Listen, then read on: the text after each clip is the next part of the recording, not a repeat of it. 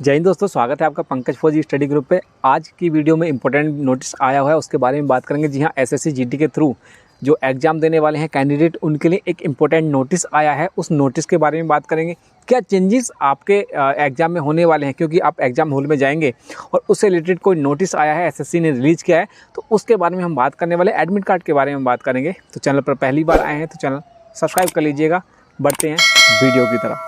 तो दोस्तों, सबसे पहले मैं बता दूं आपको कि आपके जो एग्ज़ाम है, कुछ रीजन के एडमिट कार्ड इशू कर दिए गए हैं, कुछ के जल्द ही इशू कर दिए जाएंगे। आपका एक नोटिस रिलीज़ किया है एसएससी ने एसएससी जीडी एग्ज़ाम को लेकर। तो क्या है नोटिस, पहले वो देख लेते हैं, उसके बाद आगे की बात करते हैं। तो दोस्तों, हम आ गए हैं आपके ssc.nic.in जो मेन वेबसाइट है, उस पर हम आ गए और यहाँ से हम देखने वाले हैं कि आगे क्या कुछ होने वाला है, क्या नोटिफिकेशन आया है। यहाँ से हम इसको डाउनलोड कर लेते हैं, उसके बाद हम आगे बढ़ेंगे। तो बहुत इंपॉर्टेंट नोटिस आया है, वो देख लेते हैं। तो देखिए दोस्तों, स्टार्टिंग में लिखा हुआ है कि exit verification of all the candidates. ये 5 नवंबर 2021 का नोटिफिकेशन है, न्यू अपडेट आया है। तो जब यहाँ पे आएंगे तो इस पर आप क्लिक करेंगे तो आपको ये डाउनलोड कर लेना है। चलो इसको डाउनलोड कर लेते हैं। डाउनलोड करने के कर लिया है, इसको ओपन कर लेते हैं। तो यहाँ पे देखिए नोटिफिकेशन आ गया है, इंपॉर्टेंट नोटिफिकेशन।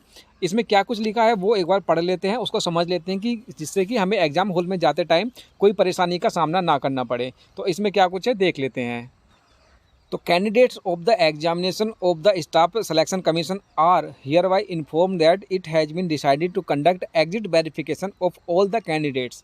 तो देखिए एग्जिट वेरिफिकेशन के बारे में यहाँ बात हो रही है, तो इसके बारे में मैं बता दूं कि किस बंदों पे कि जो एग्जाम हॉल में जाएंगे किस पे ये लागू होगा, किस तरह से काम करेगा। इंपॉर्टेंट है क्योंकि पहली बार ये ऐसा एसएससी जीडी के एग्जाम में हो रहा है। तो बता दूँ कि पहले क्या था, जब आप एंटर करते थे तब ये सब कुछ होता था एंट्री वाले जहाँ थंब इम्प्रेशन होते हैं। आगे क्या है, during the exit verification process biometric data of the candidate photograph and lab thumb impression LTI ETC will be collected before candidate are allowed to leave the computer lab after the examination. तो जो candidate बैठते थे पहले, उनका क्या होता था कि आपका थंब इम्प्रेशन, फोटो और लेफ्ट थंब का ये सब कुछ लगाया जाता था। और अब क्या है, पहले एंट्री पे होता था, अब क्या है एग्जिट पे भी होने लगा है। आगे देख लेता हूँ, फिर मैं इसको डिटेल से बताने वाला हूँ। All candidate appear in the computer based examination of the competition are exam to optical in the process. मतलब ये है कि जब आप पहले जाते थे कंप्यूटर लैब में तो आपका फोटोग्राफ, लैब थंब इम्प्रेशन, ये सब कुछ चेक किया जाता था, बायोमेट्रिक आपका होता था। अब क्या है कि अब एग्जिट पे भी किया जाने लगा है। ये सारा प्रोसेस जो पहले एंट्री पे होता था अब एग्जिट पे भी होने लगा है। क्यों होता है, क्योंकि देखिए आज के टाइम पे बहुत ज़्यादा फर्जीवाड़ा चल रहा है कि मेरी जगह कोई और बैठ गया, उसकी जगह कोई और उठ गया। तो एसएससी क्या चाहता है कि कोई भी कॉम्प्लिकेशन लास्ट में ना हो। इन सब को बचने के लिए ये सब कुछ प्रोसेस अपनाया जा रहा है कि कल को यार ऐसा ना हो कि भर्ती पोस्टपोन करनी पड़े या कोर्ट केस करना पड़े। तो जो भी उनसे बन पड़ता है वो सारा कुछ इसमें करने वाले हैं कि जो प्रोसेस एंटी टाइम पे होता है कि आपके थंब इम्प्रेशन, फोटो या दूसरी तरह के जितने भी प्रोसेस होते हैं वो आप जब एग्जिट करेंगे, जब एग्जाम दे के आपका पेपर कंप्लीट हो जाएगा, जब जाएंगे तब भी वही प्रोसेस होगा। सारा कुछ, सारा फोटोग्राफ, थंब इम्प्रेशन, ये सब कुछ करेंगे कि जिससे कि आपका पता चल सके कि यार आपकी जगह कोई और बंदा तो नहीं बैठा है। आपसे मैं यही रिक्वेस्ट करूंगा, जब आपका पेपर हो जाए तो छोड़कर हड़बड़ी में घर ना भागें।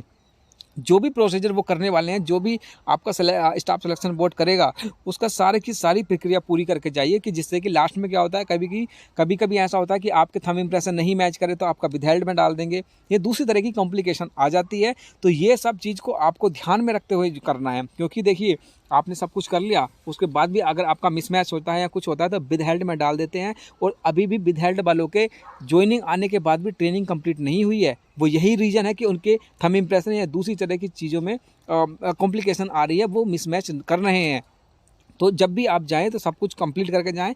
रहा आपका दूसरा सवाल कि आपके एडमिट कार्ड कब आएंगे, तो एडमिट कार्ड से रिलेटेड एक गुड न्यूज़ ये आई है कि आपके कुछ रीजन के जो हैं आपके एडमिट कार्ड इशू कर दिए गए हैं। बाकी जो बचे हुए हैं उनके रीजन के भी 2-4 दिन में स्टार्ट हो जाएंगे। तो टेंशन मत लीजिएगा और आपके एडमिट कार्ड जल्दी ही जारी होने वाले हैं। ये अच्छी खबर आई है उन बंदों के लिए जो वेट कर रहे हैं कि हमारे एडमिट कार्ड जारी क्यों नहीं कर गए हैं। तो उनके भी जो बचे हुए रीजन हैं उनके भी आपके एडमिट कार्ड इशू होने वाले हैं।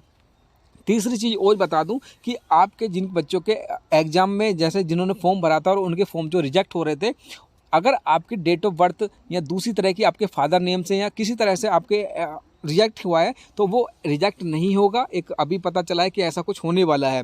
तो अगर आपका मैट्रिकुलर में आपकी मम्मी या पापा या डेट ऑफ बर्थ की वजह से कुछ कॉम्प्लिकेशन आ रही है तो वो भी एक्सेप्टेबल होने वाला है। अगर हाँ आपके नाम में कुछ गड़बड़ है तो वो एक्सेप्ट नहीं होगा, लेकिन आपके मम्मी पापा के में नाम में कुछ गलती है तो उसको एक्सेप्ट करने वाला है एसएससी। तो ये 2 बड़ी 3-4 अपडेट थी जो आपको देना ज़रूरी था। तो दोस्तों देखिए, हम आपको टाइम टू टाइम सारी अपडेट मुहैया कराते रहते हैं, आपको बताते रहते हैं। तो आपसे भी हम उम्मीद रखते हैं कि आप भी हमें थोड़ा सपोर्ट करें, चैनल सब्सक्राइब कर लीजिएगा, वीडियो लाइक कर दीजिए, शेयर कर दीजिए, जिससे कि यार हमें भी थोड़ा मोटिवेशन मिले और हम भी इसी तरह से आपको फौजी बनते हुए देख लें। और हम चाहते हैं कि आप फौजी बने, ऐसे ही अपनी तैयारी मेहनत से करते रहिएगा। तो ये सब कुछ था, मिलते हैं अगले किसी वीडियो में नए टॉपिक के साथ, आपकी नई जानकारी लेके आएंगे। तो ये सब कुछ था।